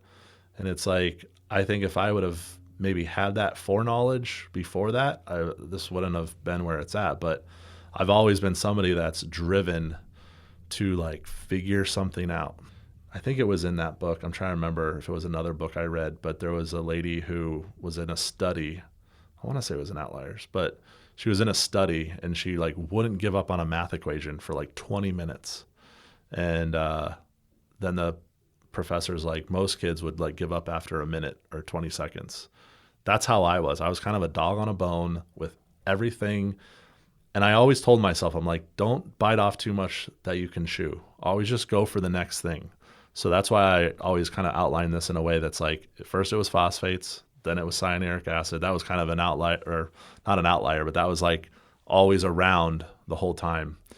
It wasn't until, like you said, using the Cal Hypo tabs that all that started to change. So Yeah, and I think Gladwell does talk about the math equation in the book, and really what it is it's more that being really good at math isn't necessarily something you're born with, as it is an attitude going into some of the first equations that you do as a kid. Right. Where that's one of my favorites, because I really don't like math, but you can apply that that philosophy, I think, to a lot of things, where depending on the attitude you bring into something might dictate where you're going to end up. So anybody listening to this, you're probably in the pool industry and you might want to know more about water chemistry. And like we always say on the show, you really do get what you put in.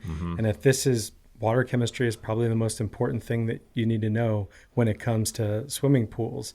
And maybe you just make up your mind. You just make up your mind that I want to know this in and out, and I'm going to do whatever it takes to get there. I think you have to go into it with that attitude and understanding that. I like when people talk about, you need to understand that you're never going to get to the end. You can call it 10,000 hours. You can call it 60,000 hours of, mastering your craft, but it's really about having that attitude that it's never ending. Right. That's you're just going to go and just make yourself better, but don't ever think of yourself as capping yourself off and stopping. I think the analogy of 10,000 hours is to let people know that, this is like how much time it gets, but people exceed that. Or how much change has occurred through those 10,000 hours. I think that's a missing link too. But I feel like you put in with the punches, Yeah. And you put in 10,000 hours or, even anything close to that. I feel like you almost love it. And you're like addicted to what you've been mastering for so much time that you naturally just want to be progressive in that space. Yeah. But that's what you've done. And we both think that is, man, that's huge. And I think we all need to be taking water chemistry much more seriously.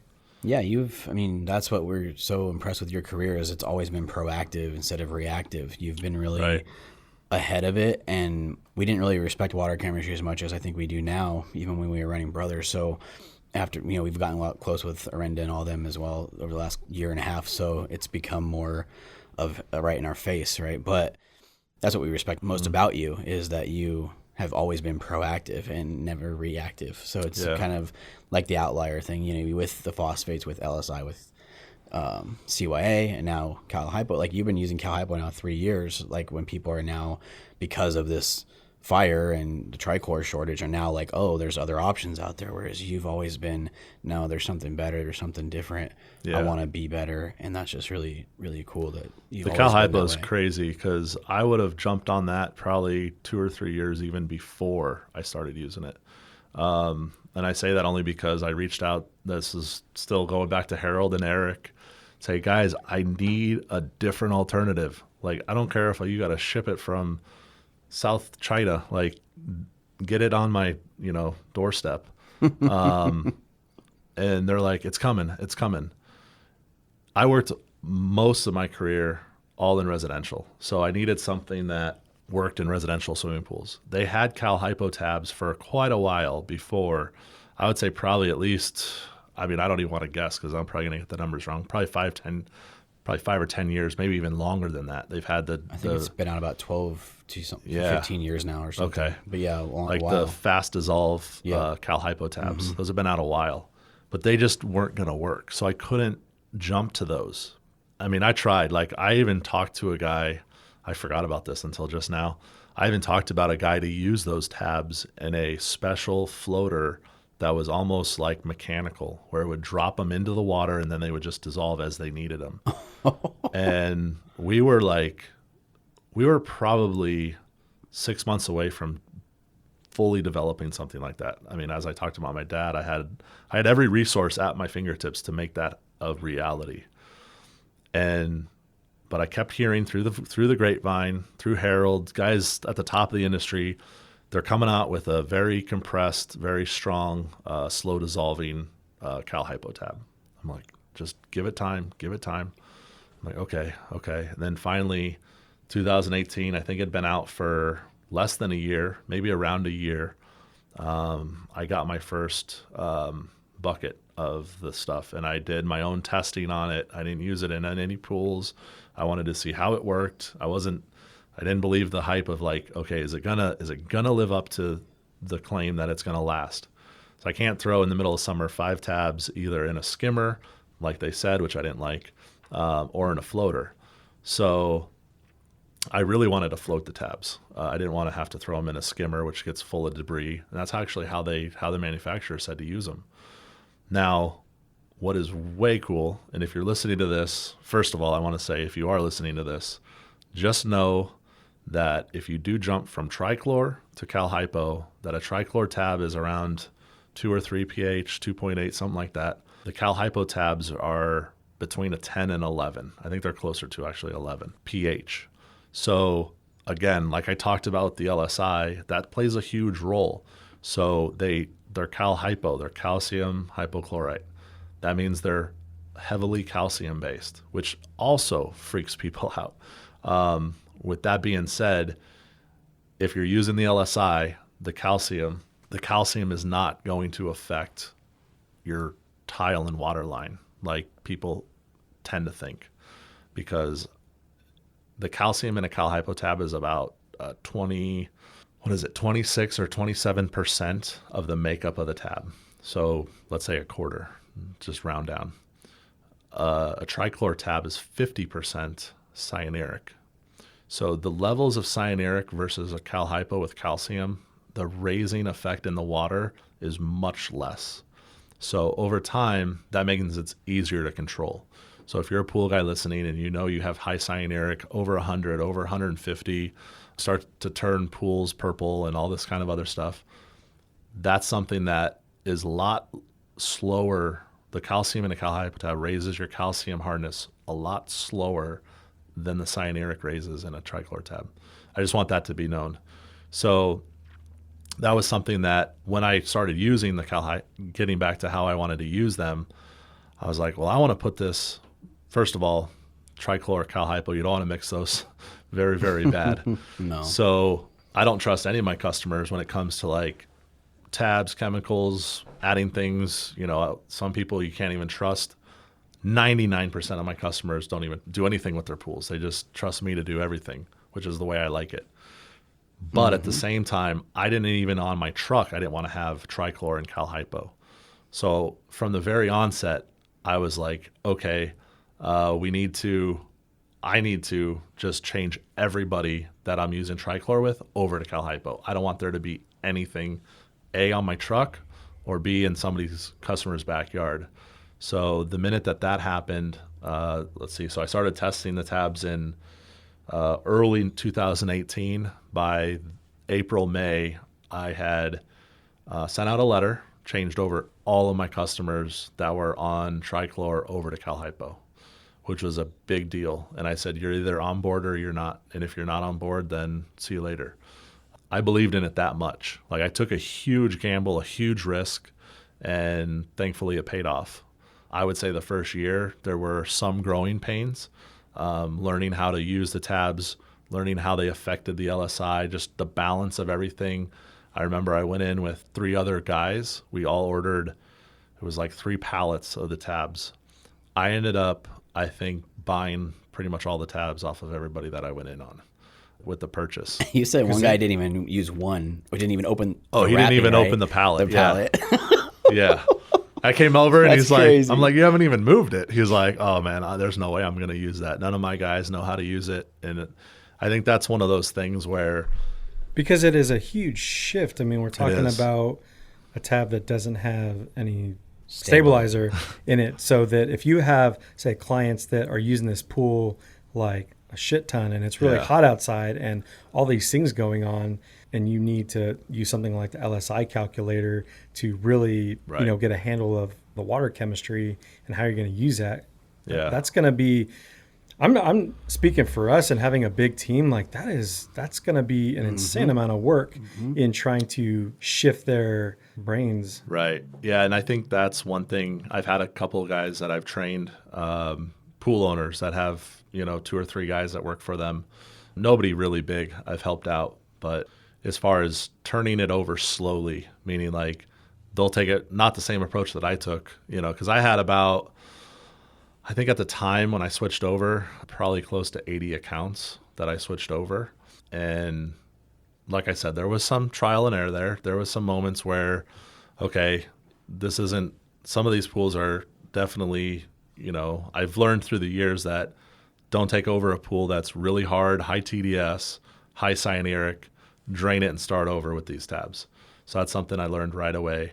The other thing, and I want to touch on this, was there were two things that were happening at the time that I switched over for kind of like my looking at the overall picture. One was I knew I was these were like, got me excited to do this because I was going to start to lower CYA. Well, what is that going to do in my water? How better is my pool going to look or my pool's going to look, That was kind of an unknown thing. Like most of my pools were like everybody else, 50 to 150, Or 400. Well, none of them were that high. In Arizona. Yeah. Just kidding. Not your pools. No, my pools were, I had some that were like 150, which is as high as I ever wanted them to be. Sure. But the other factor too, and I don't think a lot of people know this, and it's something that they should, is I know Eric Knight's talked about it. I don't know if Harold did, but there's what's called Robert Lowry, I think pretty much unraveled this to the industry probably 10 years ago, maybe even longer. It's in the IPSSA training manual, but what's called the free available chlorine factor. I think this is very important. A lot of people don't understand that with the amount of CYA that a lot of these pools have when they're being used with trichlor, like let's say anything 100, 150, there's a threshold that the chlorine in the water naturally combines with that level of CYA, for lack of a better way to say it. Obviously, the stabilizer, the CYA, protects the chlorine itself from the UV, which is great. It keeps it around longer. But the factor of that level of integration with the CYA, if you will, is 7.5%. So just to get into this real quick, if you have 100 parts per million of cyanuric acid stabilizer in your water, just the way you test it, 100 parts per million, you times that by 7.5%, so 0.075. That number is how much chlorine parts per million you need in your water, or I should say, that's how much is combining with the CYA. So at 100, you need a minimum of 7.5 parts per million of chlorine in your water. That's what's combining with the CYA. Now, if you want free chlorine, sorry, let me back up. Anytime that the CYA is combining with the chlorine, Eric Knight does a great analogy of this. It's like Mike Tyson having his hand behind his back. Yeah. And it's like he can only fight off with one arm. And that's how the cyanuric, it dramatically diminishes the effectiveness of the chlorine. It actually slows down its killing speed to the point of like minutes or close to an hour in some cases. So in order to get above that, no matter what level of cyanuric acid you're at, whether you're at 20 or you're at 100 or you're at 150, I think 150 you're at like 14 parts per million, something crazy like that. But at 100 you're at 7.5. So you need to get a little bit higher than that to even have free available chlorine, which is going to kill bacteria really quick. With all that being said, that was something I knew a few years ago, or actually I should say right about the dawn of using Cal Hypo, I learned about that. And that was like, I think it was before I started using it.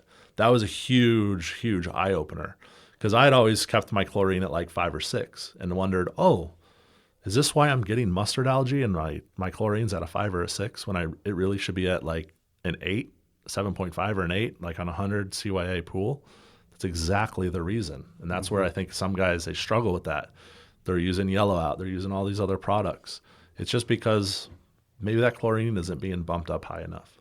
So when I jumped over to Cal Hypo, I knew, okay, now's my chance. Cyanuric, you're done. Like you're not going to be a thing anymore. I've within a year, I've taken pools from 100 down to 50.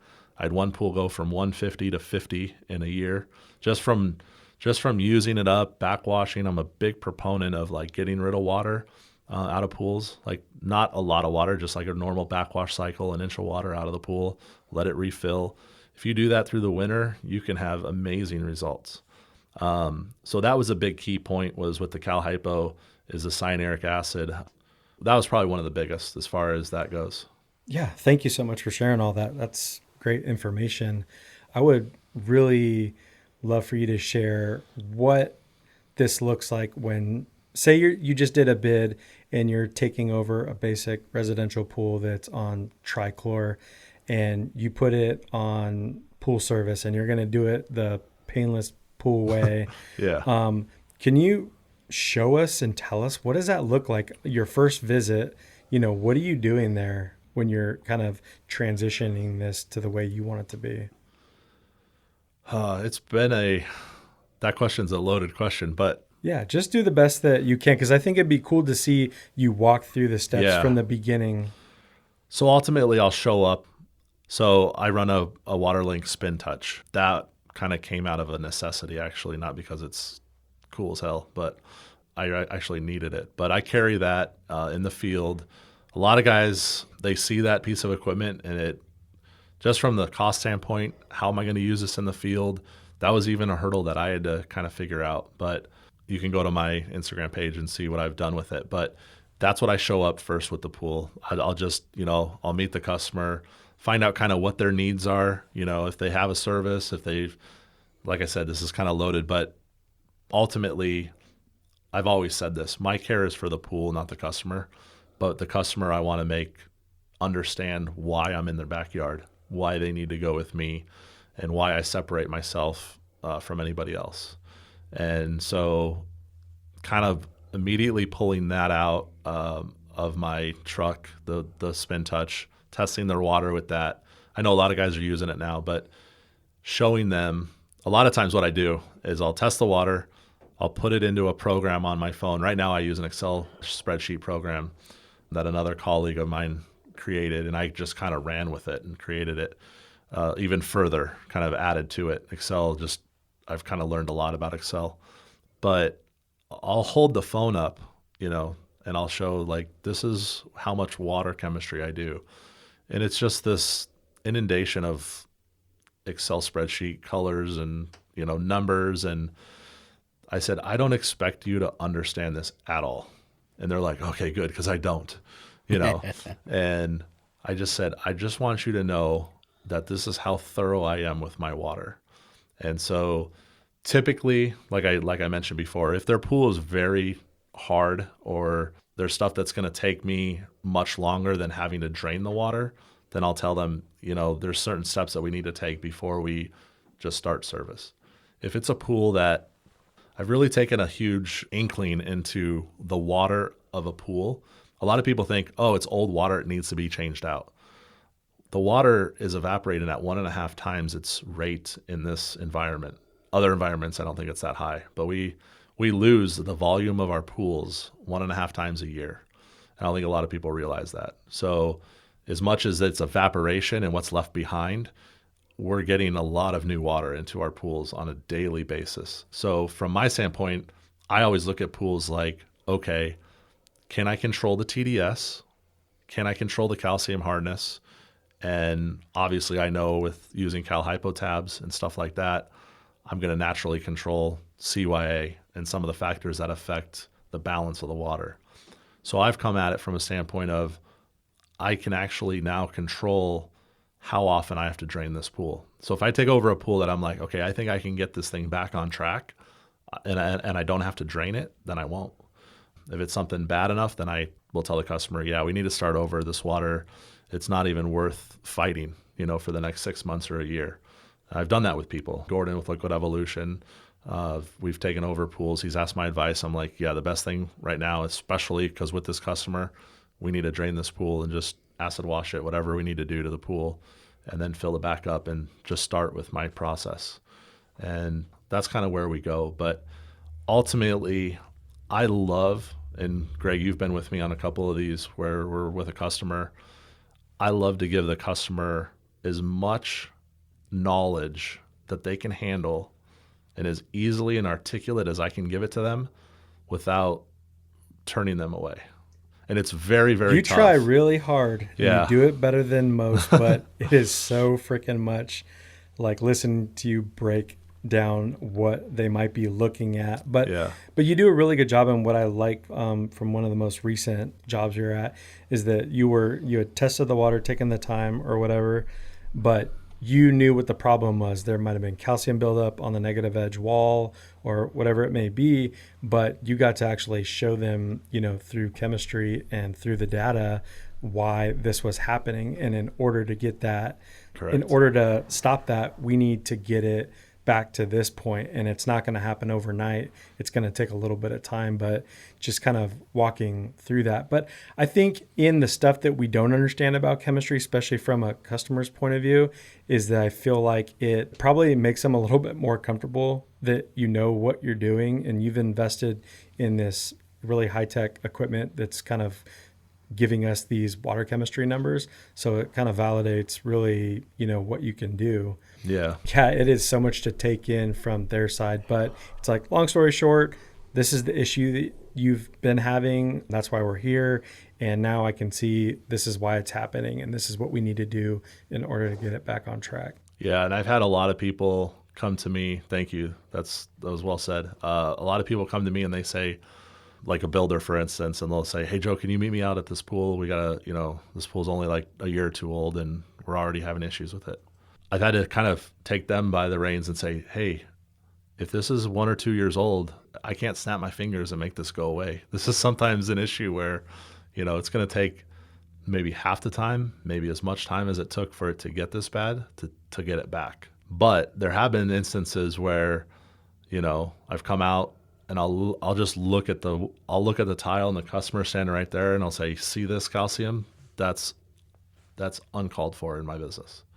And right there, the customer's like, you're sold, And it's been, as much as it is a learning process for me, it's also giving the customer that sense of mind that, just like you said, it's kind of eases them to knowing that as much knowledge as I have, they're well taken care of. But I think the difference is, and what I've seen is that they might want it to happen fast where you're like, I can do that. I mean, there's a way of doing that. But what I'm trying to do is get this on track to where it's always in perfect balance so that we're not having these issues all the time. I'm trying to be, if it takes a little bit longer in order to get this on track so we don't have these issues for the future, let's do that. Like, I don't want to do just a quick fix and then it's just going to come back right away. We need to have a deep understanding of your specific pool and water, and this is what we got to do to get there. And I think some people aren't as patient, and that's really difficult for what we do because this isn't our pool in our backyard. This is something that we've got to pay very close attention to, and we all know that there's a million variables when it comes to the water. I mean, we're talking about water, and really anything can really happen when we're not there. We're there a fraction of the time in a week.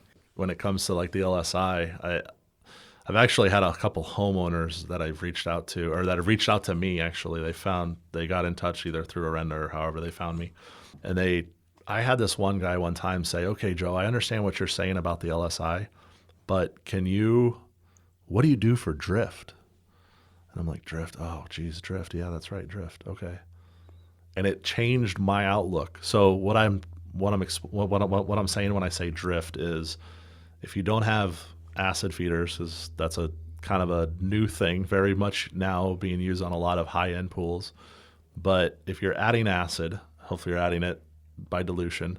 But if you're adding acid to a pool, the amount of acid from one Friday to the next Friday in a 7-day window, you're going to get immediate drift on the first couple days after you're there.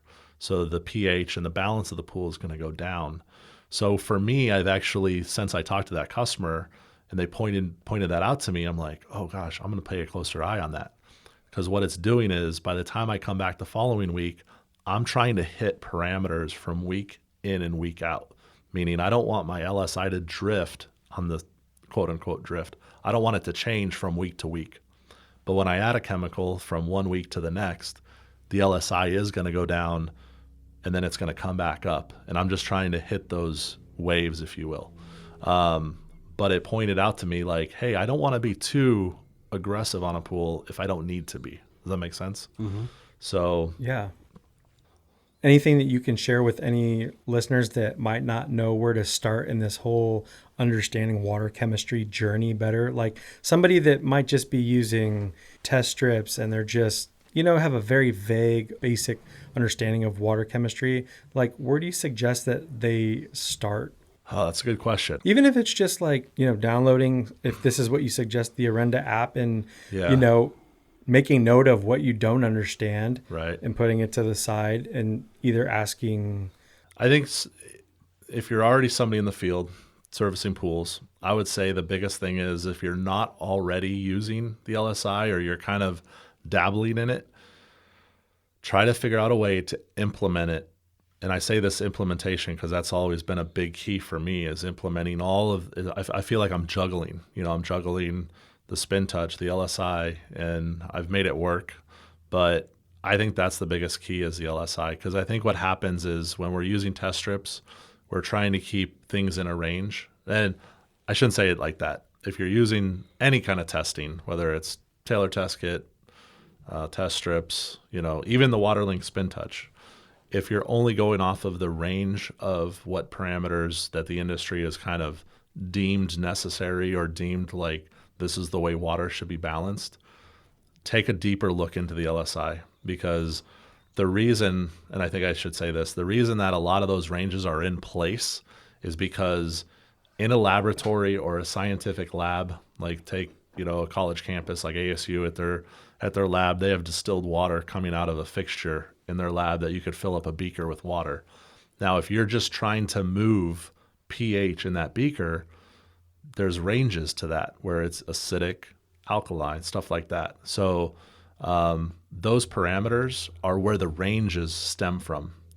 Everything else, like with our swimming pools, we have what's called buffers. We have things that change those parameters, that change the way that the calcium interacts with our water. So the way that like we have a line on the tile, the way we're keeping the water balanced with the LSI. So I would say that's the biggest thing. If there's any way to implement that into your service, into your route, is if you're not doing that, that's probably my biggest suggestion. And unfortunately, I don't have any.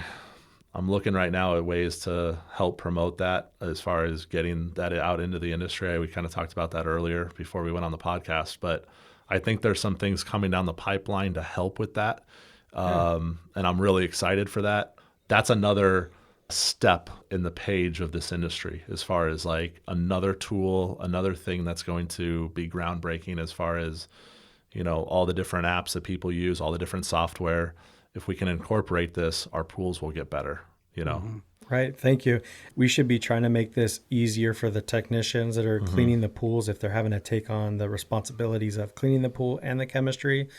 But I do think there is something behind like an owner or a manager that has to teach these things in doing it, figuring these things out the hardest way possible. Yeah. Without making it easier, because I feel like if you go through the process and you truly understand it, it's going to make it, I don't know, you're just going to have a much better understanding of how it works. So when things become easier, if there's a software or something that makes this easier, you're going to have such a deeper understanding of the back end, if that makes any sense. Yeah, I think that's really good. I think the biggest thing is too, somebody might say, well, Joe, I don't need the LSI.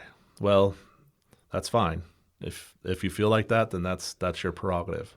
But for me, I now have pools that with a cyanuric around 20 or 30, which is basically the bottom of where I like to keep it. If it falls below that, I got to add cyanuric to the pool, which I buy granular cyanuric, which is kind of unheard of.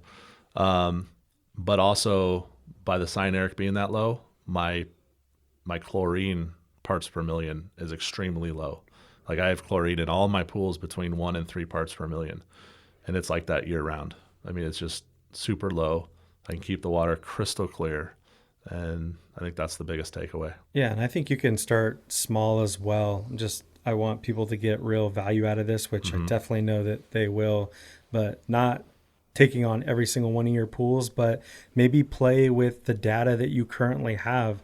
I mean, if there's a LSI calculator and you've, been adding, information to a software or anything, maybe just take the time to add some of that data in and see what the results look like. And is it measuring up to some of the photos that you've taken recently of that pool, or whatever it may be?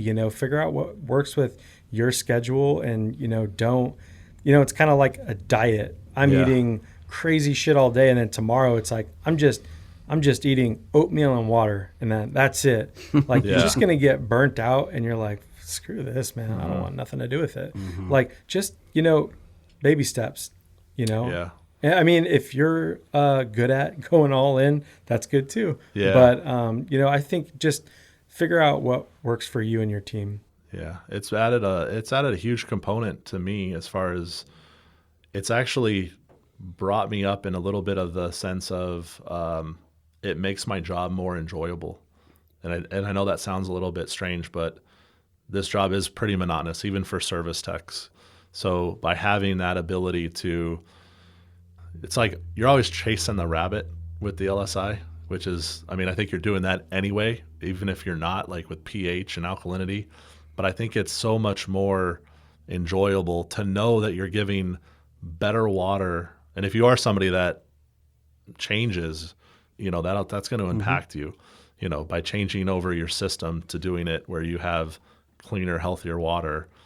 That just all around makes typically people feel better. So knowing that your customer's swimming in the best water they could possibly have has always been a really huge goal for me. One of the biggest points that you do is the study piece, and you've done it for years, and you don't tell people to do something unless you've done it yourself and you've worked through the process. I think that's very important, because I've heard throughout the groups, and I think it's very good, with this whole Trichlor situation, that people are looking into other options and trying to switch maybe to Cal Hypo, or switch to liquid, or switch to these different options, and having, spin touches and these other things are starting to get more popular because they're looking for options. But the biggest key to that is just to make sure you really understand when you make a switch, like what impact it has to the water, because it leaves different residuals than Trichlor does. What affects your team. Can your team handle that? Do you have a team of 10 that you're going to need to incorporate, or do you have a team of 2?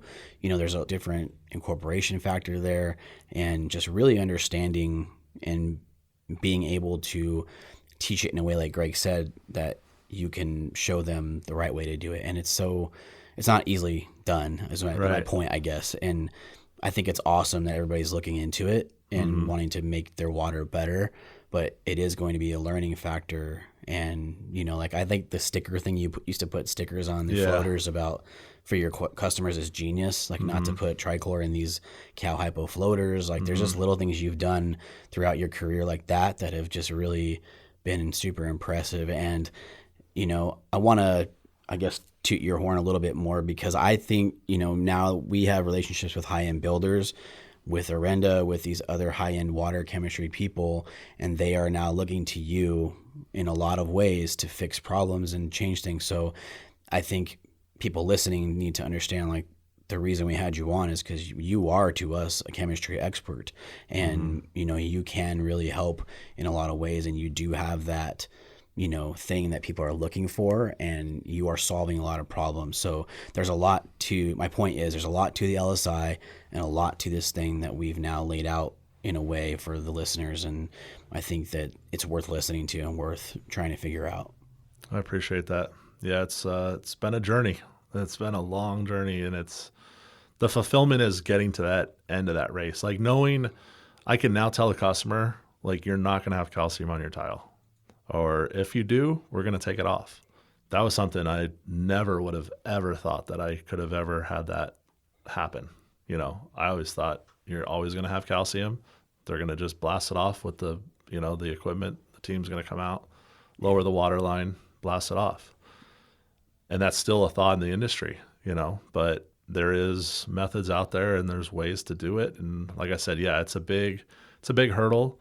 I think it's still in its infancy, as far as, obviously it is, because not a lot of people are using Cal Hypo. But one of the things I talked about earlier, and I didn't really address it, was floating the Cal Hypo tabs. The manufacturers, I will say, they don't recommend it. I went out of my way. I didn't want to be pulling these tabs because they dissolve almost like they don't dissolve hard like a trichlor. Trichlor puck can dissolve all the way till it's like a size of a quarter and it's still hard in consistency. These kind of crumble apart over time. They get kind of like mushy in a way, which is very different. So, but I knew that if I could overcome that aspect of them, I should be able to float them. Like I should be able to, even if they snow out, they kind of crumble, they fall out of the floater. Well, I'm just going to tie it to the side of the pool, either off of a return or off of a actual tie off that they sometimes put into the bottom of a pool.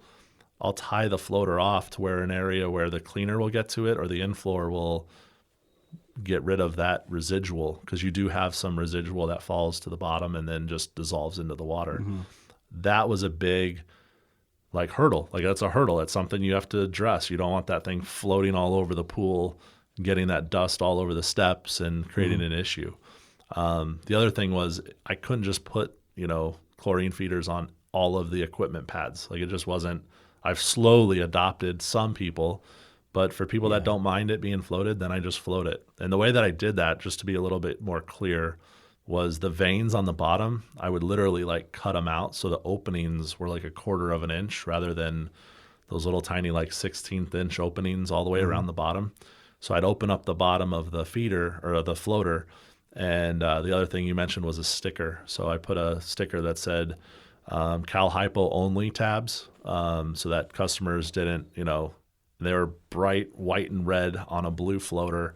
They stood out, and they lasted like a full year, and then I just replaced the floater, put the sticker right back on there. So, but that worked extremely well. There is some issues with that. Sometimes they would get clogged, and if I ever add acid to a pool, I would just clean off the floater with that. But like I said, it's paid the dividend. One of the things, getting back to one of the things you touched on with the customers, Greg, was I tell the customer, if I can give you better water for you and your family to swim in, is this an equal trade-off? And they undeniably say, yes, it is. Because if I tell them, hey, I can only keep 7 to 10 parts per million of chlorine in your water unless we drain it every single year versus, 1 to 3 parts per million chlorine year round, I mean, there's no question of which, way you want to go. Mm-hmm. So, but yeah, I think it's been a huge, huge process. Very good. I am always pushing with higher people up in this industry to make the right changes so that we can, I don't think I said it on the podcast, but I've said it to you guys a lot. I feel like I'm a guy on an island, and I've kind of put myself there in a way that I don't know. Now I feel vulnerable because it's like I don't like to push people if it's not something they agree with. Maybe it's something they don't want to implement. They don't know how to implement it. It's something I don't try to push readily, but I do push on the people that I know maybe need it to be known, like industry leaders and stuff like that. And I don't want this industry to be combative to it. I think it's what I've done maybe should be looked at, maybe should be researched a little bit better. And I've had people actually reach out to me and say that, Joe, we need to look at what you're doing. I've had distributors say, hey, Joe, can you explain to me, can we bring in Cal Hypo and start selling it? And I'm like, whoa, pump the brakes. The industry is just not ready. I know that for a fact. You're just going to have too much headaches. People are going to push it away because they're going to not understand how basic it is and how much acid they should use. I mean, I've never been against borates, but I'm starting to think, okay, I need to look into this. Because I use a lot of acid on these pools. It just keeps the balance in check. It's just how I monitor and how I use acid. With Trichlor, you don't have to use a lot of acid. It's very acidic. With these tabs, you do. So when it comes to I haven't done it yet. I'm very much on I'm on the heels of probably testing some of my pools with borates just to keep the pH from fluctuating. Mm-hmm. Keep it so it holds maybe. I'm kind of on the fence. I'm kind of leery, but I've always given everything a very healthy try, as my story kind of says. So it's something that there's always a next step for me, as far as making things better and easier to implement. So I think that's something that that's cool, because you can't say it doesn't work if you haven't tried it. No, Correct. Yeah. Because then you're going to be just like those folks. Just like the other ones. Yeah. And I'll say this, like, I don't like adding stuff to my water. I like making my water as pure and as clean and getting rid of as much contaminants and, things that I can control out of my water. Obviously, a saltwater pool needs salt in it to operate, to create the chlorine out of the salt. But adding something that buffers my pH and keeps it more so I'm not using as much acid, well, that might be a good idea. That might be something worth looking into, because I do dilute acid because I add so much of it. I don't want to be in the same area of a full negative edge pool or something that I can only get to like one side of the pool to add acid. I don't want that area to get corroded. So there's other things that like play into these decisions and like making sure you're doing the right things. So come back next year, hear Joe's idea on borate. Yeah, possibly. So where can people find you on social media, your website? I don't know. Can people reach out to you? Yeah, they can absolutely reach out to me. Painlesspoolcare.com. Pretty simple website. I don't have a lot. I need to update my website so that I explain myself better. It's more of a generic kind of pool company website. But I am on Instagram. I use that probably more than any other social media outlet. Although all this social media stuff for me, just turned 40. I feel like I'm in it, but I'm not like the younger crowd. I was on Facebook all the time, and then I just don't get on it anymore. It's hard to reach out to me there. I would say probably Instagram.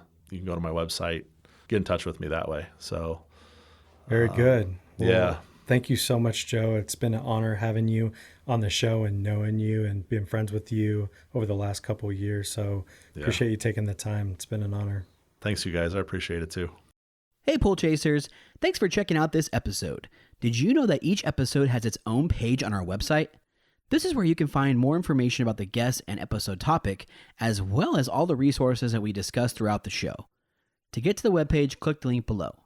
Also below, you will find links to the sponsors of the show, as well as links to follow us on our social media channels. On our channels, you will find some of our favorite clips and bonus material. Please follow us on Instagram, Facebook, Twitter, and YouTube. Our tag is Pool Chasers. We also have a Facebook group for the Pool Chasers community. Here you will find like-minded professionals all looking to make each other better. One last thing. If the episode has brought you value, please check out our Patreon page to support us. And if you could please rate and review the podcast, we would love to hear what your favorite topics are. Thank you for your time and your ear. See you out there, Pool Chasers.